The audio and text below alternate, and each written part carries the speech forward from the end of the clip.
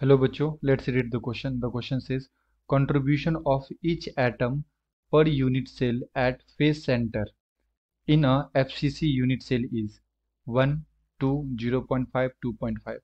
तो हमें बताना है कि जो हमारे पास FCC लैटिस होता है, यूनिट सेल होता है, उसकी में जो फेस पे जो एटम्स प्रेजेंट होते हैं बच्चों, उसका क्या कंट्रीब्यूशन होता है।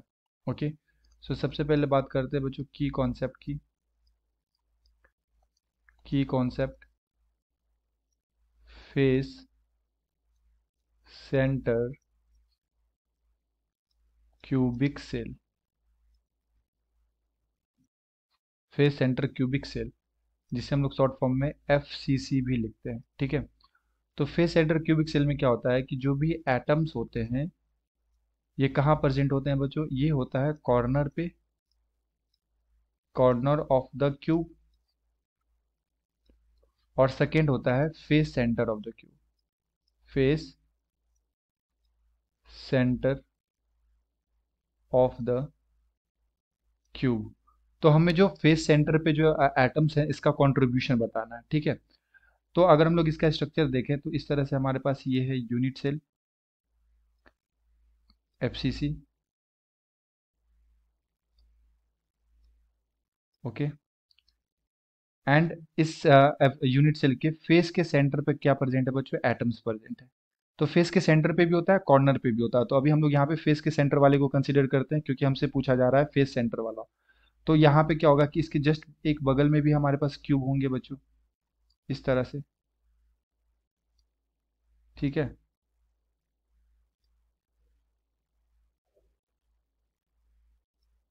तो इस तरह से बगल में भी एक क्यूब होगा हमारे पास।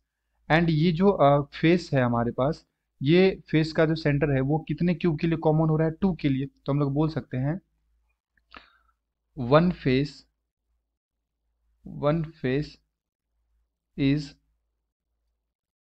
common for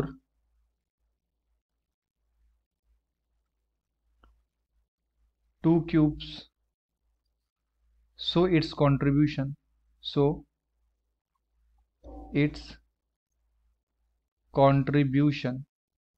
तो ये एक फेज जो है ये 2 क्यूब के लिए कॉमन हो रहा है बच्चों। तो यहाँ पे जो एटम्स होगा, ठीक है, ये क्या, इसका जो कंट्रीब्यूशन होगा ये कितना हो जाएगा, वन एटम का 1/2 कंट्रीब्यूशन हो जाएगा। ठीक है, क्योंकि एक फेज जो है वो 2 क्यूब के लिए कॉमन हो रहा है, तो अपने क्यूब के अंदर इसका हाफ ही कंट्रीब्यूशन होगा ना, एग्जैक्टली हाफ।